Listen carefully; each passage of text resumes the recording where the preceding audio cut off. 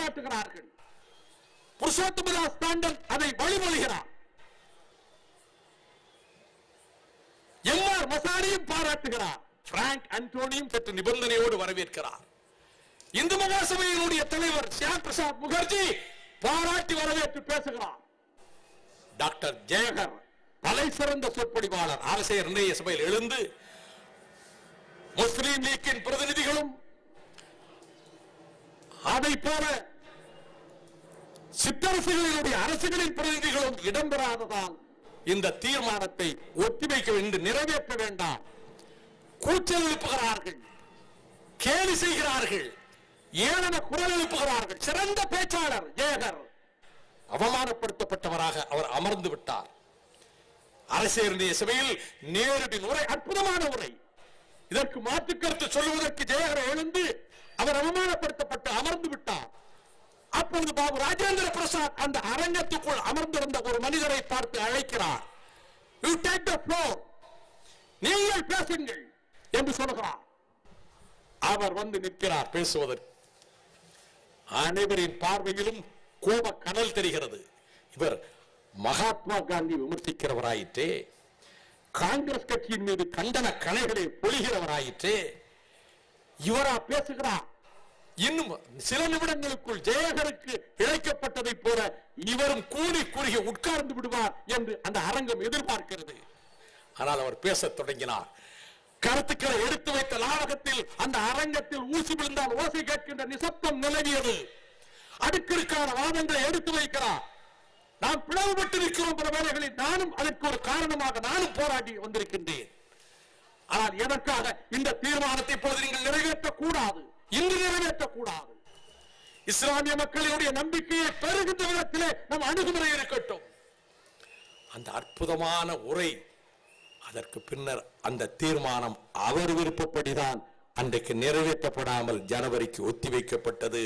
அந்த மகத்தான உரையை தந்தவர், அந்த சொல் ஆற்றலுக்கு சொந்தக்காரர் பாபா சாஹிப் அண்ணல் டாக்டர் அம்பேத்கர் அவர்கள். இக்காலகட்டத்தில் திடுக்கிட வைக்கிறாரே, திகைப்பாக இருக்கிறாரே, எரிச்சல் ஊட்டுகிறாரே, ஏதோ பேசுகிறாரே என்று கூறியும் ஒழித்து கட்ட வேண்டும், இனியும் விட்டு வைக்கக்கூடாது, நானே தீர்த்து கட்டுகிறேன் என்று அச்சுறுத்தியும் கூட தங்கு தடையின்றி அந்த பேச்சு நடந்த வண்ணம் இருந்தது. ஏளனம் செய்தவர்கள், எதிர்த்தவர்கள் மூலையில் இருந்து கேட்டார்கள். அங்கு பேசுகிறார், இங்கு பேசுகிறார், அதை பற்றி பேசுகிறார், இதை பற்றி பேசுகிறார், கேட்டுக்கொண்டே இருந்தார்கள். அந்த பேச்சு ஒரு 50 ஆண்டு காலம் தொடர்ந்த வண்ணம் இருந்தது. மலைகளை தகர்த்துக் கொண்டு, கற்களை உருட்டிக் கொண்டு, காடுகளுக்குள் பிரவேசித்து பிரளயம் போன்ற பேச்சு அது நடந்த வண்ணமே இருந்தது. அந்த பேச்சுக்கு சொந்தக்காரர் வாழ்நாள் முழுவதிலும் லட்சியங்களை ஏற்றுக்கொண்டு அதற்காகவே போராடியவர். அந்த பேச்சு மகத்தானது என்று பேரறிஞர் அண்ணா பாராட்டினார் தந்தை பெரியாரின் பேச்சு. அருகிலே இருக்கக்கூடிய தியாகராய நகரில் அவர் மூச்சடங்குவதற்கு சில தினங்களுக்கு முன்னால் கூட தன் நெஞ்சில் கொதித்து எழுந்து கொண்டிருந்த எண்ணங்களை உரையாக தந்தவர். சொல்வேறு செயல்வேறு அல்ல, அந்த சொல்லை செயல்படுத்த வேண்டும் என்று வாழ்ந்தவர். கல்லடியா, கவலைப்படாதே, சொல்லடியா,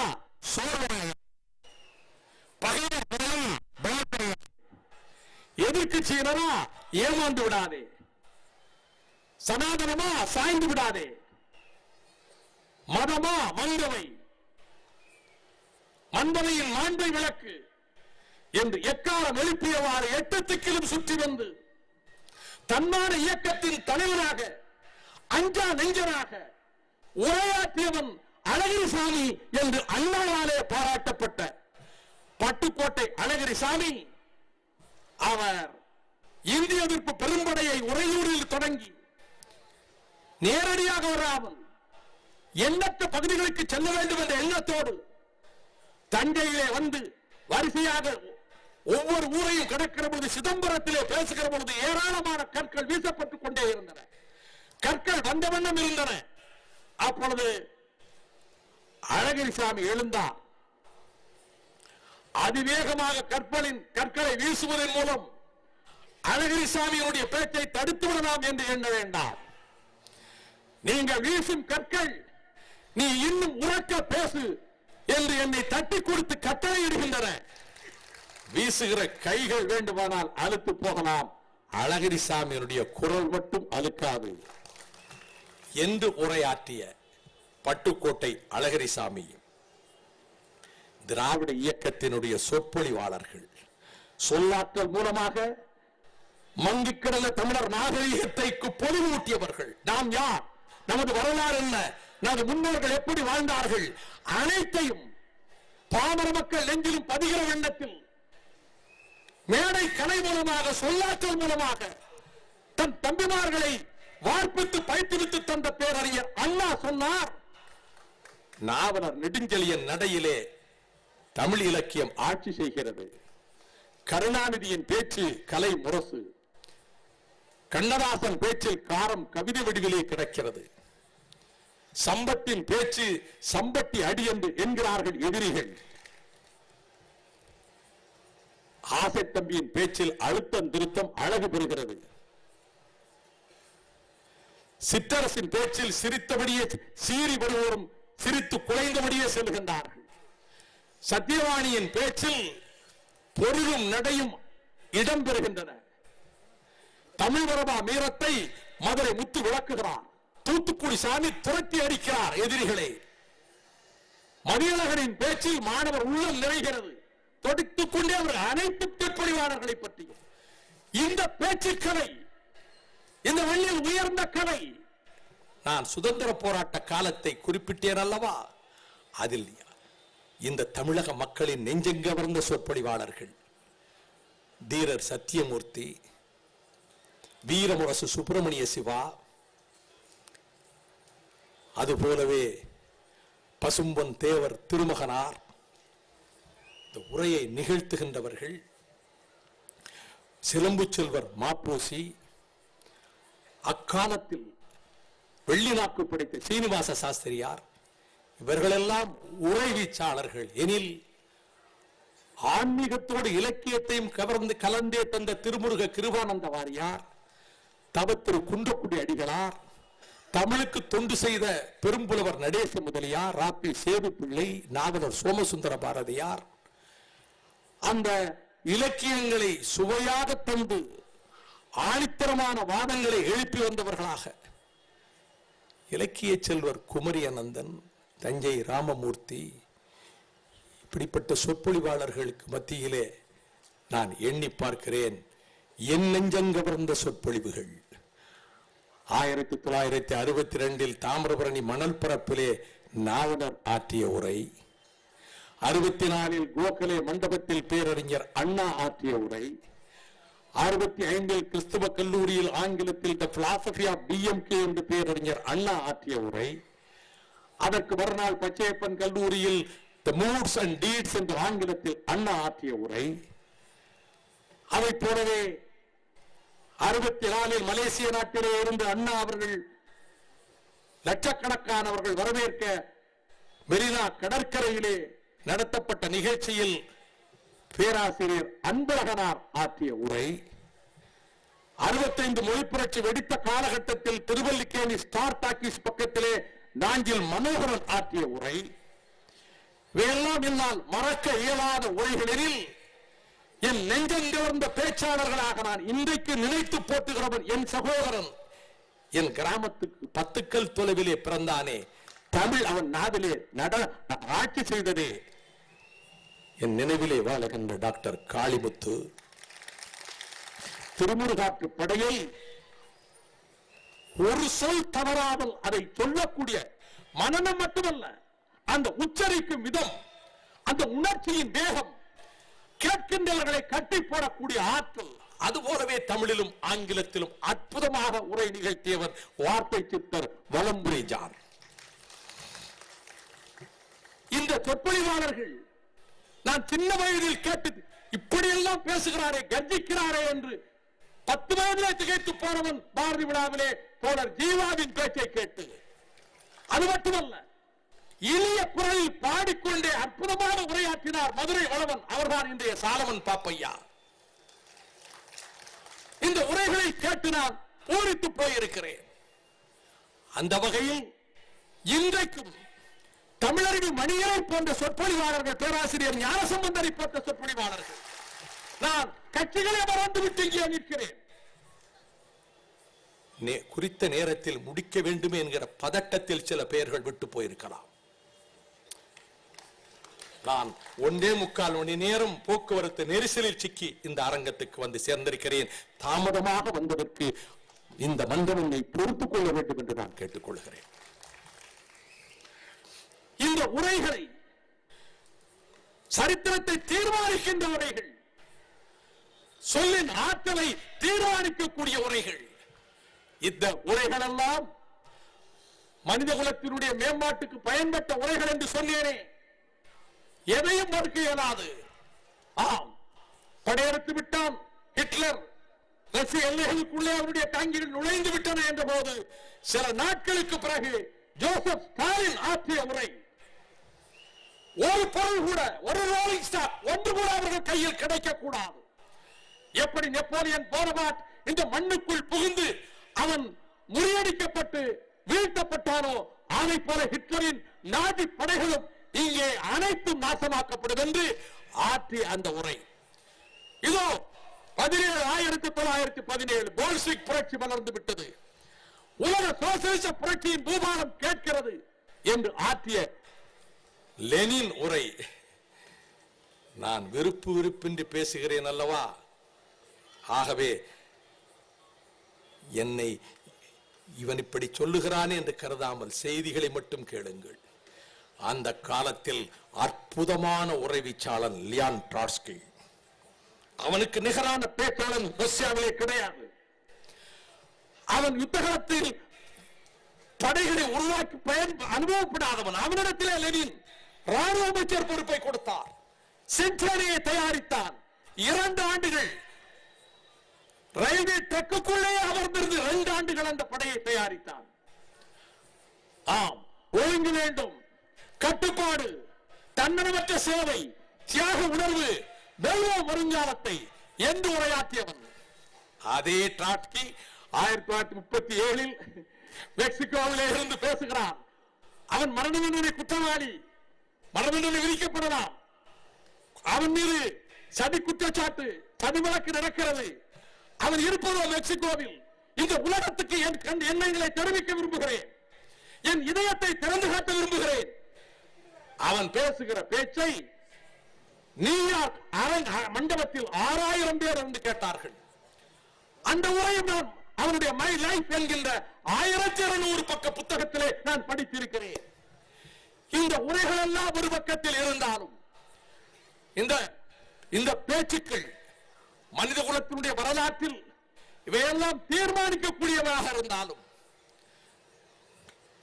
நான் என்றைக்கும் மறக்க இயலாத ஒரு உரை, ஒரு மாணவன் ஆற்றிய உரை. அவன் கல்லூரி மாணவன், ட்ரினிட்டி கல்லூரியிலே 15 வயதிலே சேர்ந்தவன். டப்ளின் நகரத்தில் புகழ்பெற்ற மருத்துவரின் மகனாக பிறந்தவன். அவன் பெயர் ராபர்ட் எம்மட். அவன் 1778 பிறந்தான். 1798 அவனுக்கு 11 வயதாகிற போது பிரெஞ்சு புரட்சி நடைபெற்றது. அயர்லாந்து அடிமைப்பட்டு கிடந்தது. நாடாளுமன்றத்தில் இடமில்லை. 15 ஆண்டுகள் கிளர்ச்சிகள் நடத்த முடியாத அளவுக்கு பிரித்தானிய பேரரசு தன் கொடுங்கரத்தால் நசுக்கியது. அயர்லாந்து விடுதலை முயற்சி கிள்ளி எறியப்பட்டது. அவன் கல்லூரி மாணவன், அவன் அயர்லாந்தை சேர்ந்தவன். அவன் ராபர்ட் எம்பர்ட், 15 வயதிலே கல்லூரி மாணவன். அவன் தலை சிறந்த பேச்சாளன். அவன் பேசுவதை கேட்க மாணவர்கள் திரண்டார்கள், மக்கள் திரண்டார்கள். எங்கும் யார் பேசுவது? ராபர்ட் எம்மட் பேசுகிறான். நெருப்பு பறக்கிறது அவன் பேச்சிலே. அடிமை சங்கிலிகளை உடை தெரிய புறப்படுங்கள் என்று பேசுகிறான். மாணவர் படை திரளுகிறது. அவன் மீது குற்றச்சாட்டு வருகிறது. பிரித்தானிய பேரரசுக்கு இவன் இந்த அரசை எதிர்த்து ஆயுத புரட்சிக்கும் ஆயத்தப்படுத்துகிறான் என்று அறிந்து அவன் அந்த கல்லூரியிலிருந்து நீக்கப்பட்டான், வெளியேற்றப்பட்டான். பிரான்சுக்கு சென்றான், ஐரோப்பிய நாடுகளெங்கும் சுற்றினான், மீண்டும் திரும்ப வந்தான். 1798 நான் எண்ணி பார்க்கிறேன், அவன் ஆயுத புரட்சிக்கு தயாராகி டப்ளினிலே ஆயுதங்களை தயாரித்து பிரிட்டிஷ் அரசாங்கத்தின் ஆயுதச்சாலையை கைப்பற்றுகின்ற அந்த முயற்சியில் தோற்று போகிறான். தோற்று போனதற்கு பிறகு அவன் தப்பிச் செல்லுகிறான். அவன் சென்றிருக்கலாம், அவனுக்கு கப்பல் தயாராக இருக்கிறது, அவன் அமெரிக்க கண்டத்துக்கு போய் ஓடி இருக்கலாம். ஆனால் அவன் நெஞ்சார நேசித்த அவன் காதலியிடம் கடைசியாக அவள் முகத்தை பார்த்து நான் போய் வருகிறேன் என்று சொல்லலாம் என்று மீண்டும் டப்ளினுக்கு வந்த இடத்தில் அவன் சிக்கிக் கொண்டான், கைது செய்யப்பட்டான், லண்டனுக்கு கொண்டு செல்லப்பட்டான். அவன் மீது குற்றச்சாட்டுக்கள், அந்த குற்றச்சாட்டுகளுக்கு தண்டனை விதிக்கப்பட இருக்கிறது. தண்டனை விதிக்கப்பட்டாலும் விதிக்கப்பட்டவன் மறுத்து சொல்லுவதற்கு, அவன் விளக்கத்தை சொல்வதற்கு ஒரு வாய்ப்பு கொடுக்கப்படும். அதுபோல வந்து அவன் கூண்டில் நிறுத்தப்படுகிறான், ஜூரிகள் உட்கார்ந்து இருக்கிறார்கள். அவன் சொல்லுகிறான், இந்த ஜூரிகள் நியமிக்கப்படுவதற்கு முன்பாகவே எனக்கு மரண தண்டனை உறுதிப்படுத்தப்பட்ட செய்தி என் திரை கோட்டத்துக்கே வந்து சேர்ந்து விட்டது. நான் மரணத்தை எண்ணி கலங்கவில்லை, நான் மண்டியிடப் போவதில்லை. உன் மீது ஏன் மரண தண்டனை விதிக்க கூடாது என்ற கேள்வி எழுப்பி அதற்கு விளக்கம் தருமாறு என்னை இங்கே பேச வைக்கிறீர்கள். தண்டனையை குறைக்க சொல்லி நான் ஒருபோதும் கேட்க மாட்டேன். அயர்லாந்து சுதந்திரம் பெற வேண்டும் என்பதற்காகவே என் உயிரை தருகிறேன். அந்த வாதங்களில் அவன் மீது நான் பிரெஞ்சு நாட்டுக்காரரை வரவழைக்கப் போனதாக குற்றம் சாட்டி இருக்கிறீர்களே, இல்லை, என் தாயக விடுதலைக்காக போராடுகிறேன். பிரெஞ்சு மண்ணிலே இருந்தும் எவராவது அயர்லாந்துக்குள்ளே ஆக்கிரமிக்கலாம் என்ற எண்ணத்தோடு வருவார்களானால் அவர்கள் வருகின்ற படகுகளை தீயிட்டு கொளுத்துவோம். என் அயர்லாந்து மக்களுக்கு சொல்கிறேன், எவரையும் அந்நியன் காலடி பட விடாதீர்கள். கையில் வாளையும் ஒரு கையில் தீப்பந்தத்தையும் ஏற்றிக் கொள்ளுங்கள்.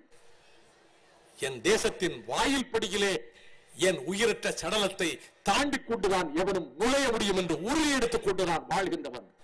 25 வயது 1803 செப்டம்பர் 19 இந்த விசாரணையின் போது ஜூரி குறுக்கிடுகிறார். தேச துரோக பேச்சு இங்கே பேசக்கூடாது என்று அலட்சியமாக சொல்லுகிறான்.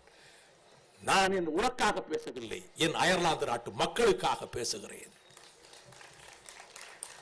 Be patient, கொஞ்சம் பொறுமையாக இரு என்று சொல்லிவிட்டு I have to say a few words, நான் சில வார்த்தைகளை சொல்ல விரும்புகிறேன்.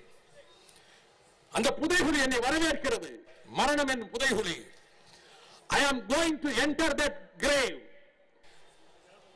that cold and silent grave. பனி படர்ந்த குளிர்ச்சி நிறைந்த அமைதியான அந்த புதைகுழி என்னை வரவேற்கிறது. My race is run, என் வாழ்க்கை பந்தயம் ஓடி முடித்தாகிவிட்டது. My life of life is nearly extinguished, என் ஜீவன் என்கின்ற தீப சுடர் ஏறத்தாழ அணைந்து விட்டது, அணைய போகிறது. கடைசியாக ஒரு வார்த்தை, கடைசியாக ஒரு வார்த்தை, என் நாட்டு மக்களுக்காக ஒரு வார்த்தை. என் மரணத்தில் எந்த ஆர்ப்பாட்டமும் வேண்டாம். அதற்கு பிறகு நான் கேட்கிறேன், I crave for the charity of its silence. அது அமைதியாக இருக்கட்டும். என்ன அருமையாக சொன்னான். Let no man write my epitaph. என் கல்லறையின் மீது எவரும் எதுவும் எழுதக்கூடாது. Let no man write my epitaph. நான் அடிமை நாட்டிலே படிக்கிறேன், யாரும் எழுதக்கூடாது. Let my tomb remain uninscribed. என் கல்லறையில் எந்த பெயர் எதுவுமே இருக்கக்கூடாது. ஒரு மாணவனாக இருந்தவன், மாணவர்களை திரட்டியவன், நாட்டின் தாயக விடுதலைக்காக மரண மேடையிலே நிற்பவன், இதோ மரணம் என்னை அழைக்கிறது, அறைகூறி அழைக்கிறது, நான் செல்லுகிறேன். அதனுடைய மார்புக்குள்ளே போய் I am going to sing in her bosom. அந்த புதைகுழிக்குள் செல்கிறேன், என் பெயரை என் கல்லறையில் எவரும் எழுத வேண்டாம். ஆனால் ஒரு நாள் அயர்லாந்து விடுதலை பெறும். அப்பொழுது உலகத்தில் இந்த பூமியில் on this earth மற்ற நாடுகளோடு உரிய தகுதியோடு அயர்லாந்து வருகிற போது அன்றைக்கு எல்லை பற்றிய அந்த கல்லறை வாசகத்தை யாராவது எழுதலாம்.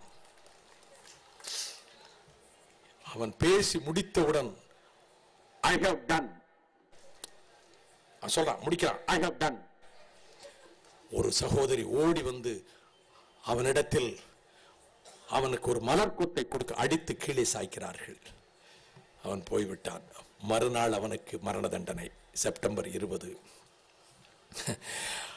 அந்த மரண கொட்டடியில் இருக்கக்கூடிய காவலன் இருக்கிறானே, அவன் இவனை கனிவோடு பார்க்கிறான். வாயிற்காவலன், டாங்கி வாயிற்காவலன். இவன் கைகளுக்கும் கால்களுக்கும் விலங்கு போடப்பட்டிருக்கிறது. அவன் கரங்களை பற்றி குலுக்க ஆசைப்படுகிறான். ராபர்ட் எம்மட் முடியவில்லை. இதோ இன்னும் 2 நிமிடங்களில் அவன் தூக்கிலிடப்பட்டு விடுவான். அவன் கன்னத்தில் முத்தமிடுகிறான். அவன் கைகுலுக்க முடியவில்லை. அவன் கன்னத்தில் முத்தமிடுகிறான். அவன் மூர்ச்சையிட்டு கீழே விழுகிறான். நெடுநேரம் அவன் எழவில்லை. தூக்கிலிட்டார்கள். முடிந்து விட்டது. அவன் கல்லறை மீது எதுவும் எழுதப்படவில்லை. அவன் எங்கே புதைக்கப்பட்டான் என்று யாருக்கும் தெரியவில்லை. அவனுக்கு ஒரு கல்லறை இல்லை. ஆனால் எந்த மாணவர்களை தட்டி எழுப்பினானோ, தன் பேச்சாற்றல் மூலமாக, சொல்லாற்றல் மூலமாக, மந்திர சக்தியை கட்டி போட்டானோ, மனித மனங்களை உள்ளங்களை கொள்ளை கொண்டானோ, அவர்களில் இவனோடு பள்ளியிலே படித்த தாமஸ் மூர் என்கின்ற மாணவன் அருமையான ஒரு கவிதை எழுதினான்.